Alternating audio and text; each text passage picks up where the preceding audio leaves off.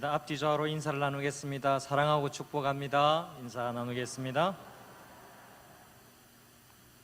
네, 하나님의 말씀은 오늘 좀 주보의 내용과도 바꿨습니다. 주보를 할 당시만 해도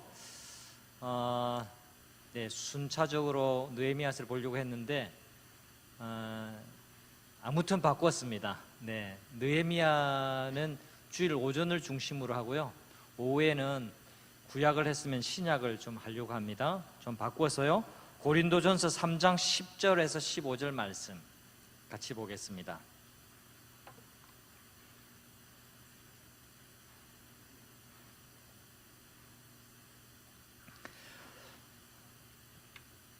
고린도전서 3장 10절에서 15절, 제가 한 절, 여러분 한 절, 교대로 교독하겠습니다. 내게 주신 하나님의 은혜를 따라 내가 지혜로운 건축자와 같이 터를 닦아두매 다른 이가 그 위에 세우나 그러나 각각 어떻게 그 위에 세울까를 조심할지니라.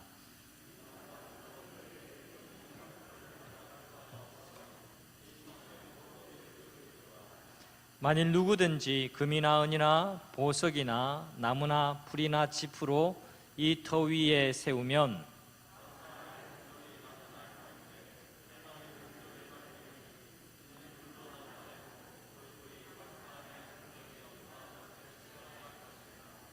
만일 누구든지 그 위에 세운 공적이 그대로 있으면 상을 받고 누구든지 그 공적이 불타면 해를 받으리니 그러나 자신은 구원을 받되 불 가운데서 받은 것 같으리라.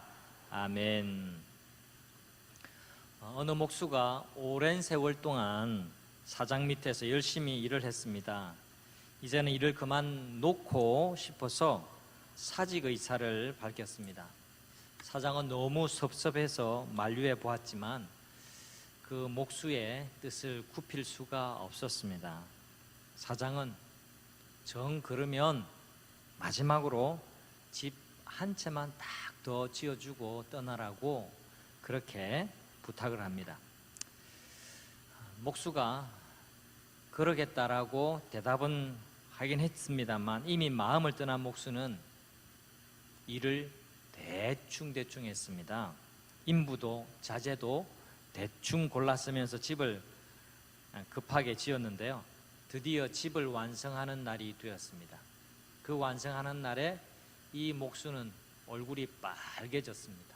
후회를 했습니다. 왜냐하니까 사장이 찾아와서 말을 해주는데 이렇게 해줬어요. 수고했습니다. 오랜 세월 동안 나를 위해서 일을 해주셔서 정말 고맙습니다. 이 집은 내가 마지막으로 목수님에게 드리는 선물입니다. 이렇게 이야기를 해 주었습니다. 이 집을 지을 때 내 집이라는 것을 알았더라고 한다면 대충 안 짓고 더 잘 지었을 텐데 그런 후회를 했지만 이미 때는 늦었습니다. 우리가 각자 인생을 살아가는 게 마치 집을 짓는 것과 같습니다.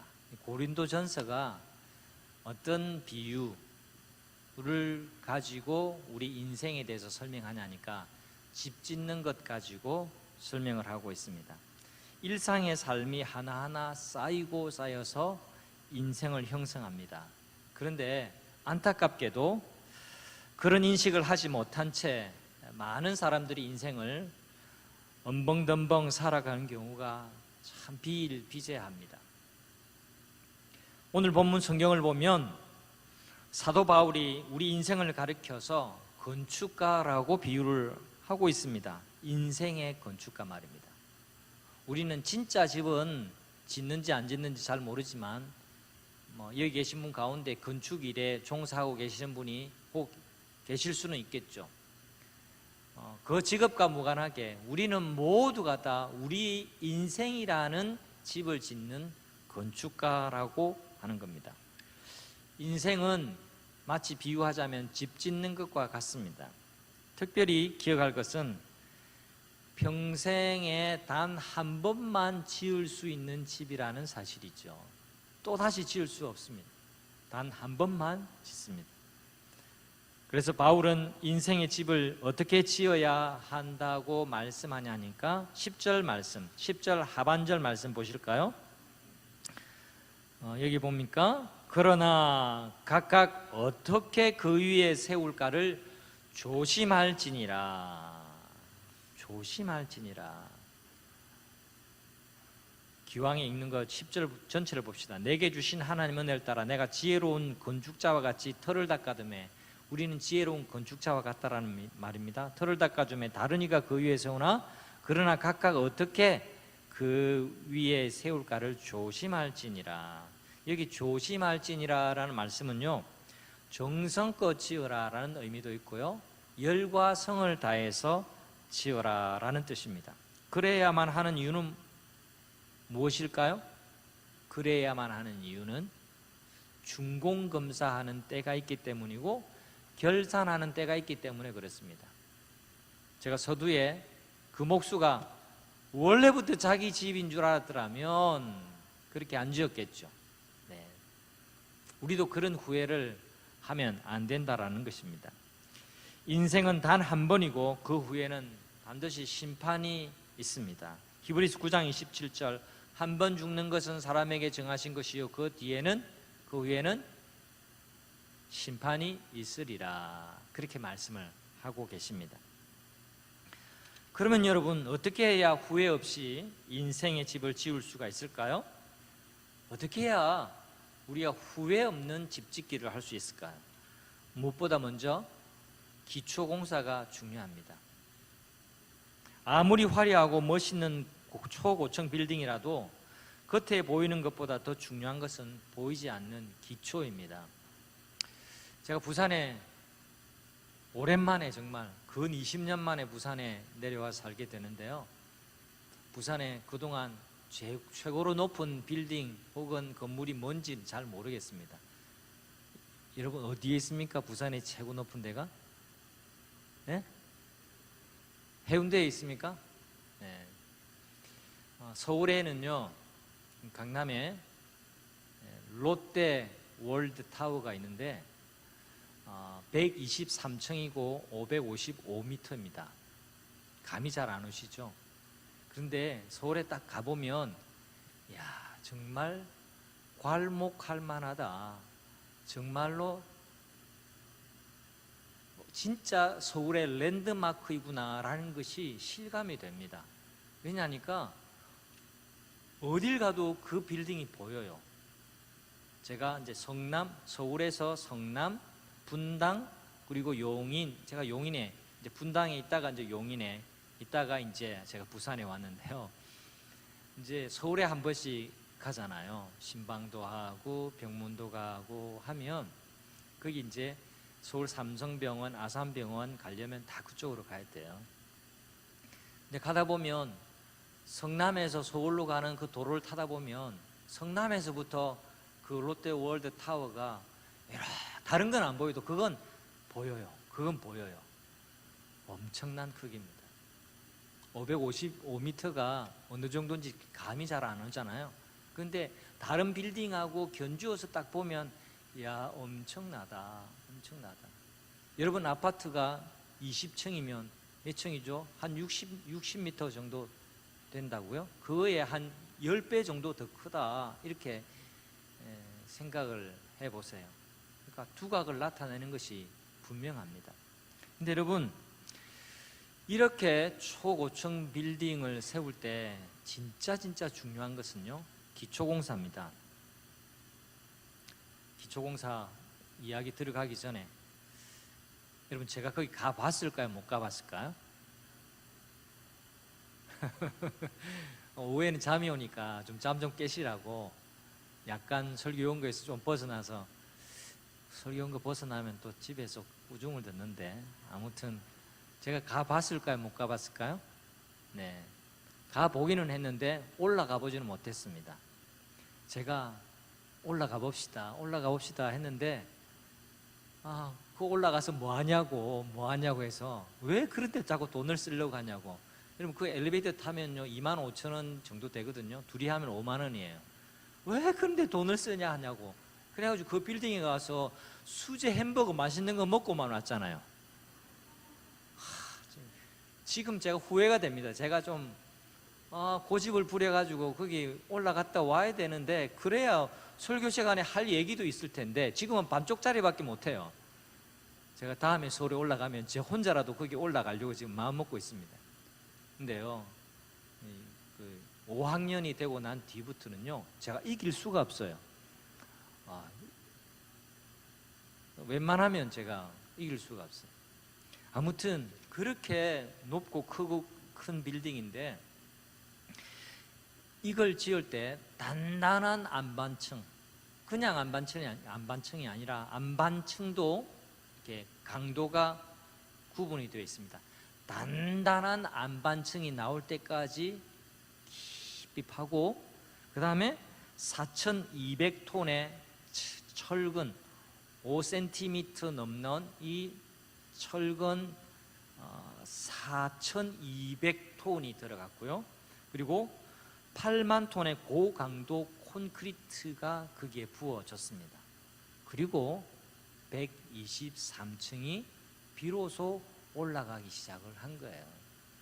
우리는 눈에 보이는 크고 웅장한 것만 생각하지만, 그 크고 웅장한 것이 서기 전에 기초가 너무 중요하다라는 거예요. 인생의 기초 공사가 어떻게 돼야 한다라고 말씀하고 있습니까? 영원히 무너지지 않을 유일한 기초인 예수 그리스도 위에 세워야 된다라고 말씀하고 있습니다. 10절과 11절 말씀 다시 보실까요? 10절은 읽었고 11절, 이 닦아둔 것 외에 능히 다른 터를 닦아둘 자가 없으니 이 터는 뭐라고요? 곧 예수 그리스도라. 예수 그리스도 그 터 위에 우리는 우리의 인생을 건축해야 한다 말씀하고 있습니다. 저와 여러분은 무엇보다도 인생의 기초를 잘 닦아 놓으시기를 바랍니다. 영원한 인생의 기초는 오직 예수 그리스도 한 분밖에 없습니다. 다음으로 인생 건축에 있어서 중요한 것은요, 재료입니다. 재료.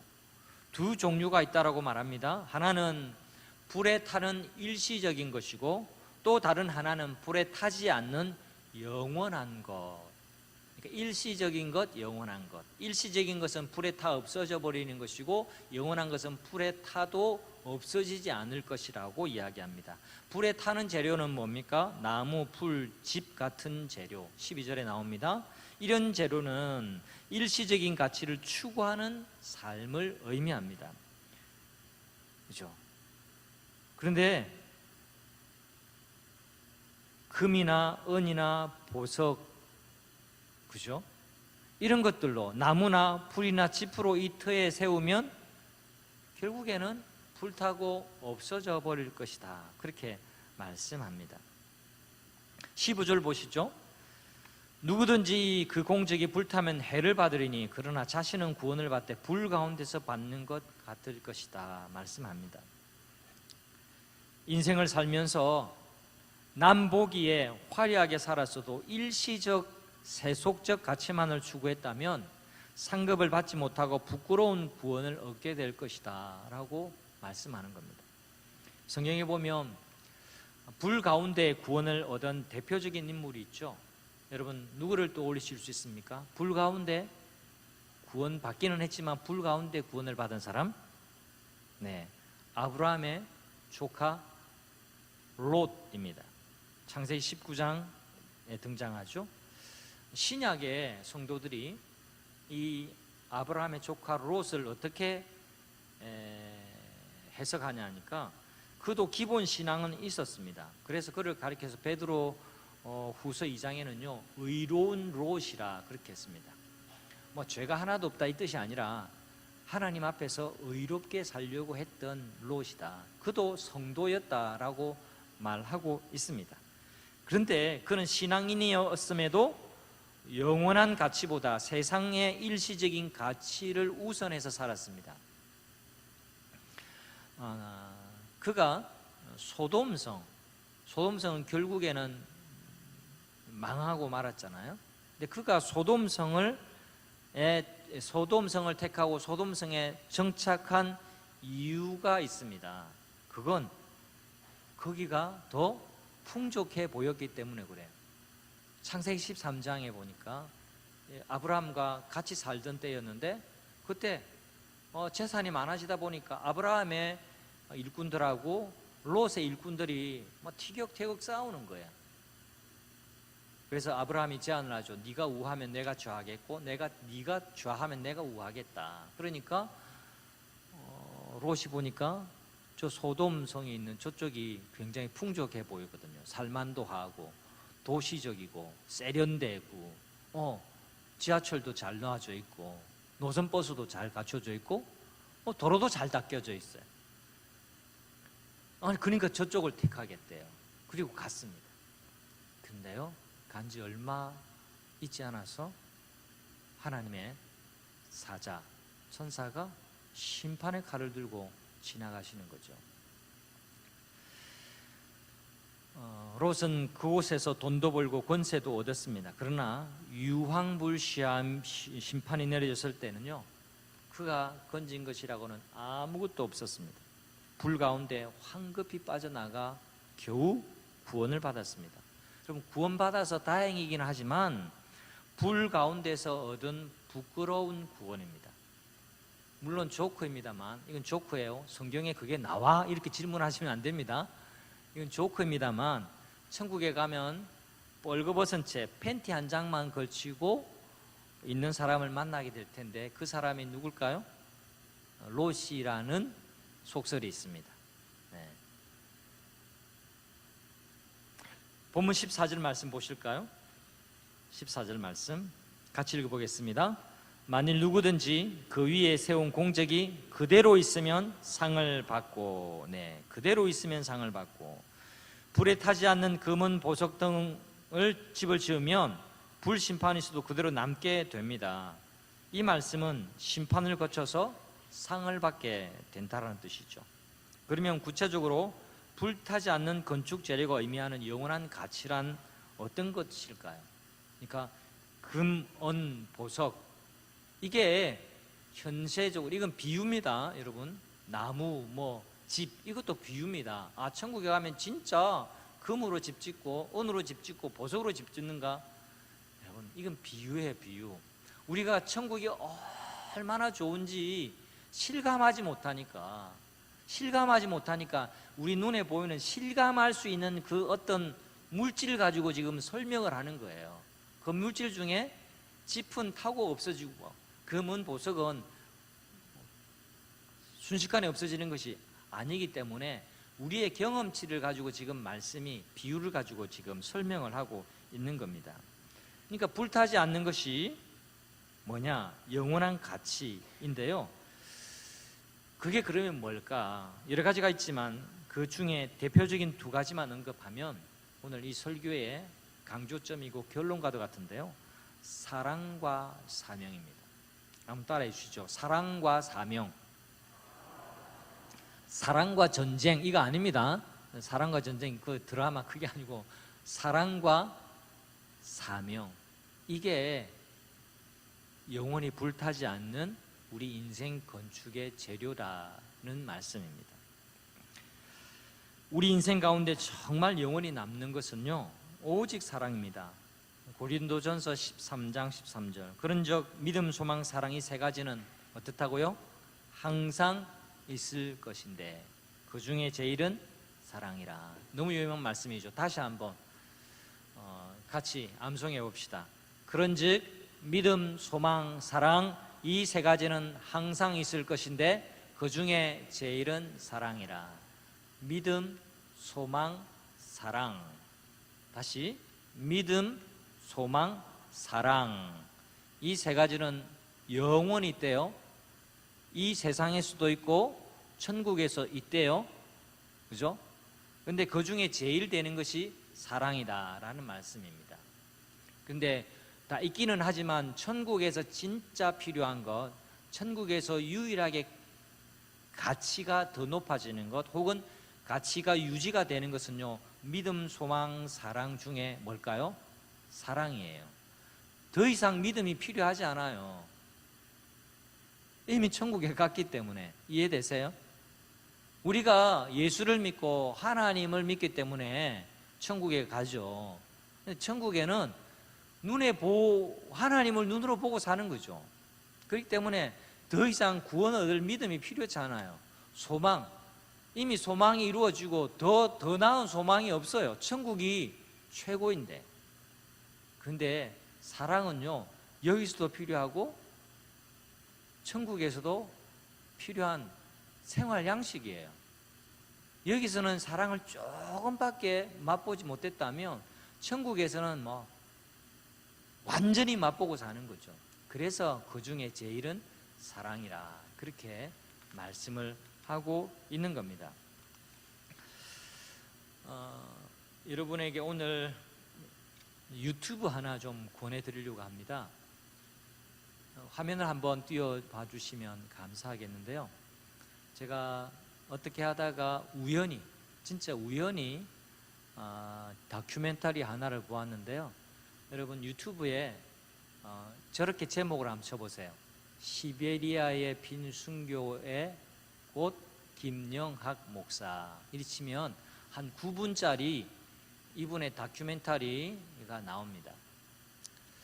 이분은 1932년까지 사신 분, 1877년 맞죠? 오래전 분이죠. 그러니까 조선시대와 근대시대, 우리 독립되기 전에까지 이제 사셨던 분인데요. 한국 감리교회가 해외로 파송한 선교사 김영학이라는 목사님이세요. 그리고 이분은 목회 활동도 시베리아 블라디보스톡에서 했지만 거기서 또 독립투사들을 돕는 일을 했습니다. 그래서 독립유공자세요. 그래서 1922년에 블라디보스톡에 파송이 되었고 거기서 선교 사역을 시작했고 동시에 그쪽에서 독립운동을 하셨습니다. 이분은 거기에 여러분들과 함께 공산주의자들의 핍박으로 옥고를 치르다가 1932년에 감옥에서 순교를 하셨는데요. 이분에 관한 다큐멘터리를 보았습니다. 근데 이분은 지금 이제 우리 곁을 떠나고 안 계시지만 이분의 가족들이 이제 미국으로 이주해서 거기서 자녀들이 잘 되고 이제 후손들이 믿음을 이어가고 있었는데요. 좀 오래된 다큐멘터리인데 이 김영학 목사님의 부인 되시는 아내 안원정 사모님이라는 분이 계셨는데 그때는 머리가 하얗고 진짜 연세가 많이 드신 할머니셨어요. 근데 이 할머니가 손녀에게 들려주시는 말이 있었습니다. 그 다큐멘터리 속에서 제가 그 말씀 한마디 때문에 제가 이 다큐멘터리를 잊을 수가 없어요. 그 할머니가 뭐라고 말씀하냐니까, 여러분 1932년 정도면 지금으로부터 90년 전이잖아요. 90년 전. 그것도 우리 고향이 아니라 그 추운 눈보라가 휘말리는 블라디보스톡, 얼마나 고생이 심했겠습니까? 근데 이 할머니가 옛날을 회상하면서 이 말씀을 남겨요. 그래도 그때 시베리아에 살던 때가 가장 행복했어. 왜냐하면 그때는 남편과 같이 살 수 있었거든. 할머니 이 한마디가 제 가슴에 얼마나 큰 충격을 주었는지 모릅니다. 이 할머니는 정말 남편 김영학 목사님을 정말 사랑했던 분이구나.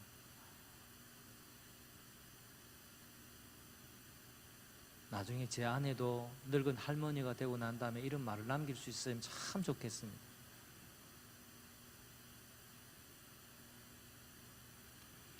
여러분, 우리에게 불타지 않는 인생의 건축 재료는요, 사랑이에요. 사랑. 사랑. 이 인간 천국에 가서 다시 만날까 겁난다 이렇게 살면 안 돼요.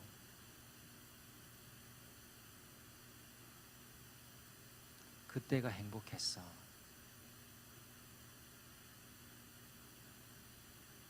부자처럼 못 살고 치질이 가난하게 살았지만 그래도 그때가 행복했어. 이런 말을 남길 수 있다면 우리는 정말 행복한 사람일 겁니다. 여러분, 인생 살아보니까 별것 아니잖아요. 사랑한 것만 남습니다. 사랑받은 것만 남습니다. 다른 거 다 불타고 없어집니다.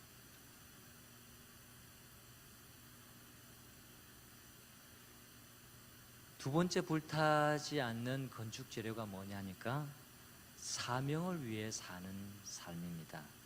인생은 각자 사명을 갖고 있습니다. 하나님께서 재능, 직업, 일 등을 맡겨주신 게 바로 내 사명이에요. 내가 하고 있는 일, 그 일이 내 사명입니다. 베드로전서 4장 10절, 각각 은사를 받은 대로 하나님의 여러 가지 은혜를 맡은 선한 청지기 같이 서로 봉사하라. 선한 청지기처럼 서로 봉사해라. 각양 받은 은혜대로. 특별 새벽 기도회 결산을 좀 한다면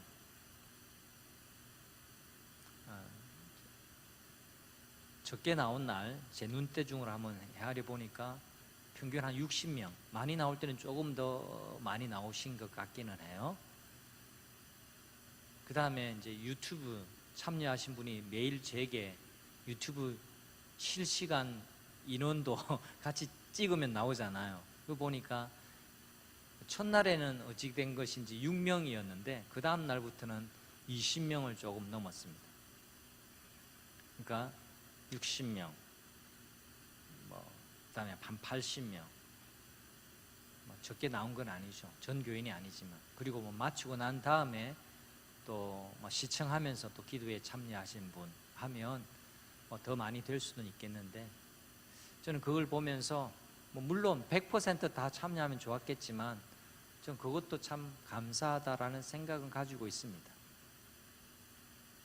이게 다 어떻게 가능했냐니까 제가 원래 계획도 안 했는데 제가 출근하시는 분 식사는 챙겨드려야 되겠다 이 생각을 했지만 차량을 돌려야 되겠다 이 생각은 사실은 제가 하지를 못해서 생각이 그렇게 미치지 않았어요. 아직은. 그런데 우리 차량부에서 목사님 차량 운행하겠습니다 그렇게 해줘서 제가 굉장히 기뻤습니다. 특별 새벽 기도에 관심을 가지고 계시는구나. 자원해 주셔서 너무 감사하다. 평소에 20명 남짓 혹은 더 적게 나오던 인원이 이렇게 나올 수 있었던 그 이유 중에 하나가 우리 차량부가 수고해 주셨기 때문에 그래서 그래요. 사명이라고 생각하니까 그렇게 하는 거죠. 또 하나는 참여 인원을 더 늘린 공로자 혹은 수고하신 분 꼽으라 치면 여러분 항상 여러분 눈에 보이지 않는 방송팀이 있습니다. 저분들의 수고 아니면 20여 명의 사람들이 자기가 있는 현장에서 실시간으로 그렇게 참여하지 못하셨을 겁니다. 그럴 수가 없죠. 다 여러분 기계 하나 만진다라는 게 그렇게 쉬운 게 아닙니다. 그래서 때로는 실수도 할 수 있죠. 이참에 방송실 팀에게 말씀드립니다. 마이크 잘 안 나와도 당황하지 마시고, 네. 잘 안 나올 수도 있죠. 잘 안 나올 때는 옛날에 초대교회로 돌아가는가 보다 그렇게 생각하면 됩니다. 성도님들도 자막이 좀 틀리게 나오면 틀릴 수도 있지 이렇게 생각하시면 됩니다. 우리가 무슨 방송실 직원 모시고 있는 것도 아닌데 이만하면 훌륭하죠. 감사하죠. 네. 다만 방송실뿐만 아니라 모든 봉사하시는 분들에게 제가 담임 목사로서 꼭 당부를 드리고 싶은 것은요, 봉사한다고 예배를 놓치는 일은 없기를 간절히 부탁을 드립니다. 당부드립니다. 그리고 또 성도님들께 봉사를 좀 자원해 주시면 좋겠어요. 방송실 요원이 조금 모자란데요. 모자란다기보다 너무 일이 편중되는 거죠. 그래서 아줌마 성도님들 좋고요, 덜 아줌마 성도님들도 괜찮으세요. 방송실 저 기계 이런 폭탄 아닙니다. 너무 겁 안 내셔도 돼요. 그러니까 배우면 누구든지 할 수가 있어요. 그래서 제 생각은 그래요. 방송실 하는 분들도 격주로 좀 하면 좋겠다. 왜냐하니까 아무래도 저렇게 정신을 이렇게 긴장을 하고 또 신경을 쓰면서 하면요, 예배의 말씀이 잘 안 들어올 수 있거든요. 그래서 저렇게 특수한 봉사를 하면 좀 이렇게 자원이 좀 로테이션 하면서 서로 감당하면 참 좋겠다. 이게 연합의 원리거든요. 나도 감당하고 당신도 감당하고 우리가 감당하는 거, 이렇게 하면 좋겠다. 네, 오늘 본의 아니게 방송실 이야기를 많이 했습니다만 이건 방송실뿐만 아니에요. 차량 운행도 마찬가지고 또 교사도 마찬가지예요. 나는 이제 애 다 키웠기 때문에 이제 안 해도 되는 것처럼 생각하시면 안 돼요. 이제 머리가 하얀 우리 분들도 가서 뭐 애들 뭐 다른 거면 해줄 거 없는지 한번 살펴보는 것도 굉장히 중요합니다. 꼭 관심을 가져주시고 동력하고 함께 힘을 모으는 것이 굉장히 중요합니다. 자, 두 번째 없어지지 않는, 불타지 않는 건축 재료가 뭐라고요? 사명이에요. 자기가 받은 은사대로 하나님의 여러 가지 은혜를 맡은 선한 청지기 같이 내가 섬기면서 사는 것, 이것이 우리 인생을 건축해가는 매우 중요한 사라지지 않을 건축의 재료다라고 말씀합니다. 우리는 청지기예요. 주인이 아닙니다. 일꾼입니다.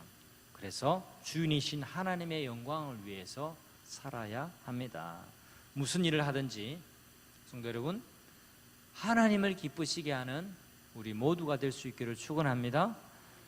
또 무슨 일을 하든지 선교적 연관성을 가지고 일해야 됩니다. 그럴 때에 하늘의 상을 받는 인생이 될 수 있습니다. 무슨 일을 하든지 선교적 연관성을 가지라는 말이 뭐냐?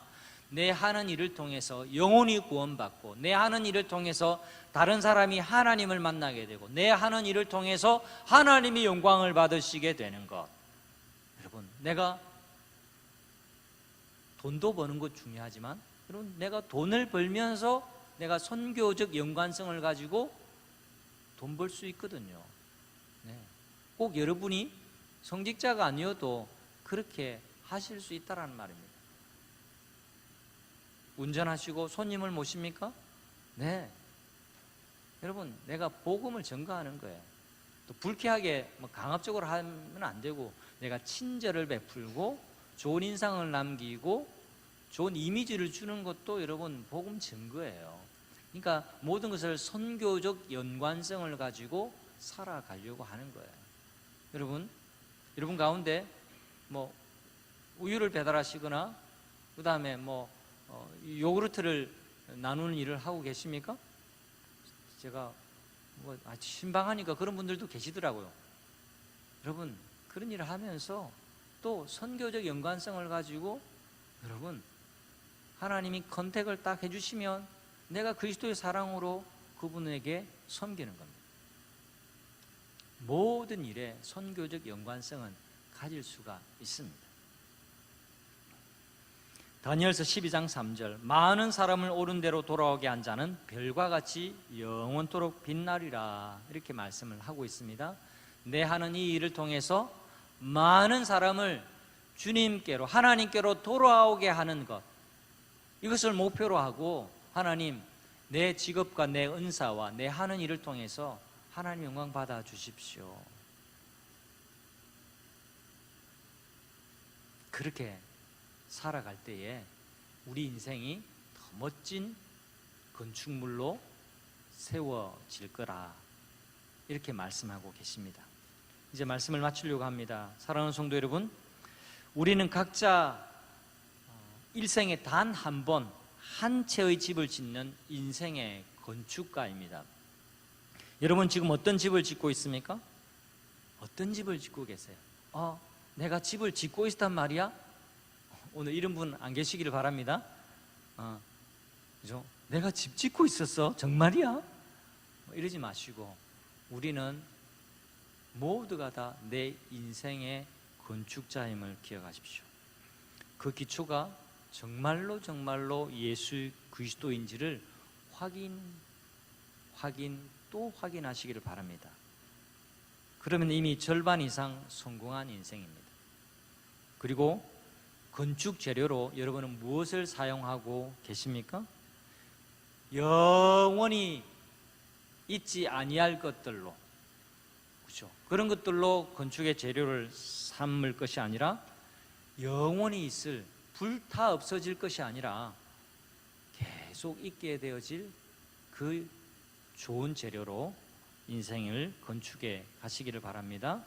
하나님 앞에 섰을 때 영원히 남을 만한 재료로 내가 건축하고 있는지 잘 보십시오. 그게 뭐라고요? 오늘 다른 것 다 잊으셔도 사랑과 사명, 한번 따라해 주시죠. 사랑과 사명을 위하여 우리가 어떻게 살아야 됩니까? 사랑과 사명을 위해 사는 겁니다. 우리가 무엇을 위해 살아야 됩니까? 노후 그럴듯한 집을 위해서 살아야 됩니까? 아니죠. 우리가 무엇을 위해 산다고요? 사랑과 사명을 위해서 삽니다. 무엇을 위해서요? 사랑과 사명을 위해서. 두 가지입니다. 하나는 사랑이고 또 다른 하나는 사명입니다. 여러분에게 사랑이 끝까지 가시기를 간절히 축원합니다. 사명 붙들고 살아가시기를 축원합니다. 아무쪼록 예수 그리스도의 기초 위에 영원한 인생의 집을 짓는 저와 여러분